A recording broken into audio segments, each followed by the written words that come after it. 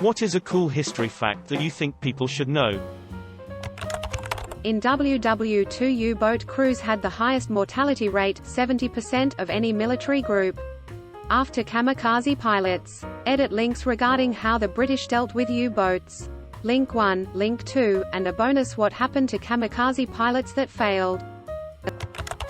Not sure how cool but definitely funny. When Khosrow I destroyed Antioch, he took precise measurements of all the buildings and rebuilt the city nearby and named it roughly better than Antioch because Khosrow built this just to spite the Byzantines.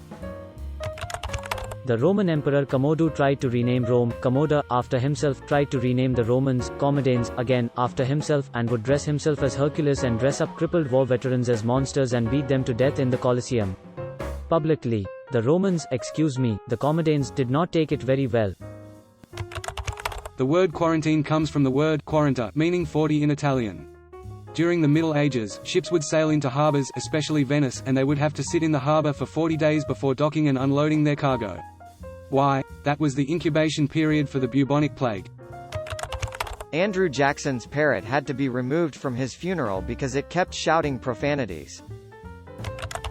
King Henry VIII of England had people who were called grooms of the stool, whose job it was to wipe his bottom. During his reign, he had 4 such people, all of whom were knighted. One time the British Navy kidnapped 2 Maori chiefs in the hope of learning the secrets of Maori rope making. Not realizing that in Maori society rope making was traditionally a woman's job, so these poor chiefs had no idea what they were doing. John Tyler, the 10th President of the United States who was president from 1841 to 1845, has 2 grandchildren who are still alive today. Egypt, despite being one of the oldest nations on Earth, has only been independent for less than a century. Before that, the last truly independent Egypt was around 300 BC.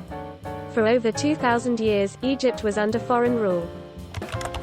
In WW1 many leaders of European countries, Russia, England, Germany, were cousins or at least related because Queen Victoria had 9 children and married many of them off to other kingdoms which became countries.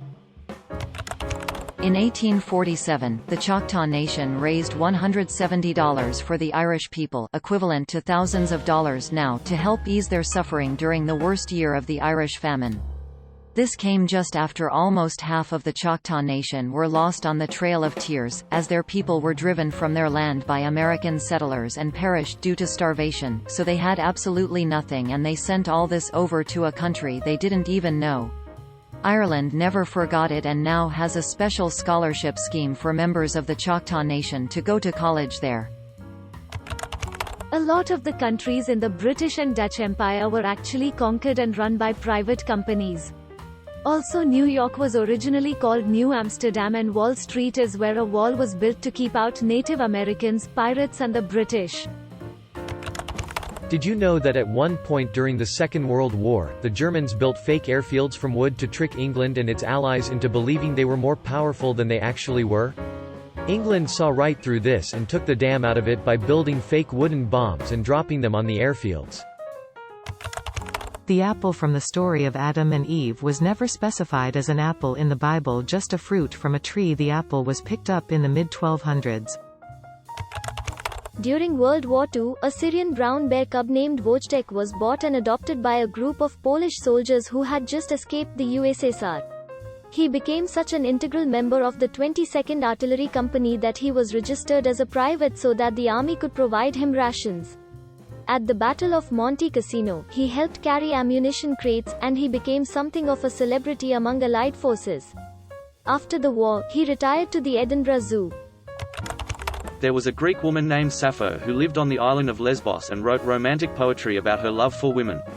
She had a husband named Kerkylos of Andros, who historians think was made up. She is the reason why lesbians are called lesbians.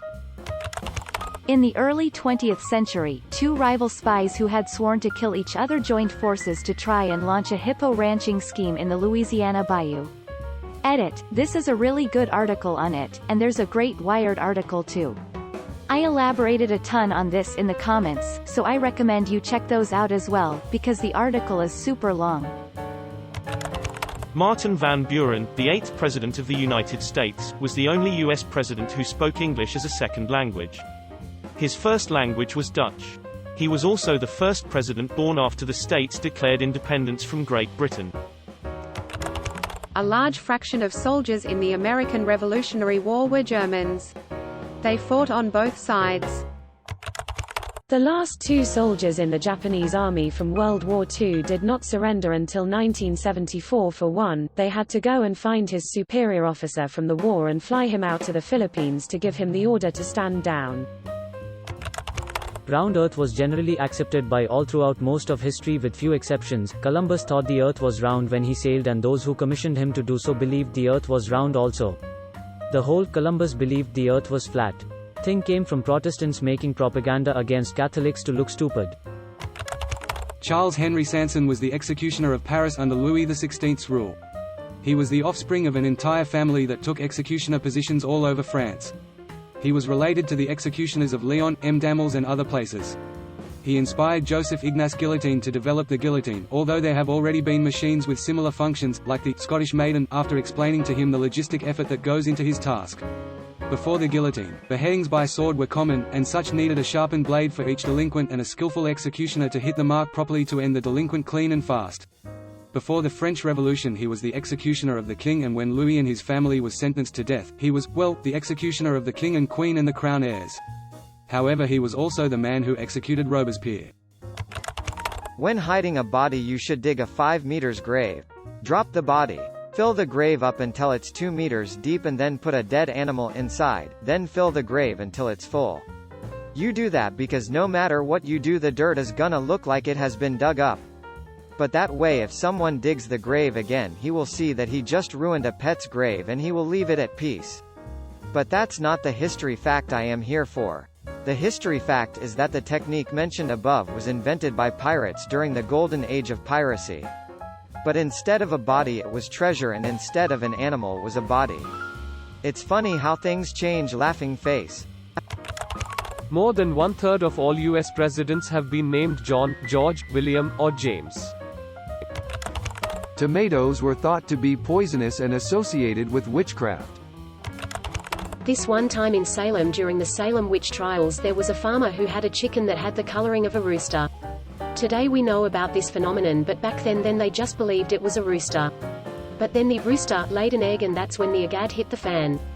The town believed that the chicken was sent by Satan himself, and when the egg hatched it was going to be a demon. So, naturally, they tried the chicken, and the judge decided that they must burn the chicken at the stake as well as its egg. Edit. This actually wasn't in Salem but in Switzerland. I heard this story a while ago, so I probably mixed up the location. Still an interesting story though. The Roman dictator Sulla had a proscription list. Anyone named on it was to be killed for a reward. One man on this was outed by his slave, and Sulla rewarded that slave with freedom. Sulla then had the slave put to death for betraying his master. The Romans are weird sometimes. At the Battle of Cold Harbor, the flag-bearer of a Union regiment walked ahead of the troops right up to the Confederate entrenchments, only to realize that every single man of his unit had either been gunned down or fled. He turned around and walked back the way he came unmolested. Normandy gets its name from a band of Vikings that was granted territory in northern France exchange for protecting the French lands. The descendants of those Vikings, the Normans, would end up conquering England while still keeping their French lands, bringing England in direct contact with mainland Europe. This would much later lead to the 100 Years' War between England and France, and an animosity between the two countries that lasted until the modern age. Giving those Vikings land was possibly one of the worst deals in history. An American slave named Robert Small stole a Confederate Navy ship in 1861 and passed as the captain by using secret hand signals he read in a book. He used the ship to free many slaves from the South. He ended up becoming a military advisor for the Union, and after the war became a congressman. There were Jewish who supported Hitler and agreed with killing the Russian Jews. Some were made honorary Aryans, like Hitler's driver. The highest ranked was a field marshal, Erhard Milch, with a Jewish father, which the Nazis lied about and said he was a product of incest. At the end of World War II, the Chilean government declared war to Japan, and the first and only act of war was to cut the cherry blossoms that were in La Manita, the Chilean equivalent to the White House. The great American dancer, singer, actor, Fred Astaire had to record the sounds of his tapping feet after he had filmed the dance sequences. In the early years, 30s, 40s, Hollywood sound engineers couldn't isolate the tap sounds, so Fred and Ginger had to recreate the sounds in post-production. That makes his cinematic achievements that much more impressive to my mind. I got this fact from Astaire's autobiography, Steps in Time.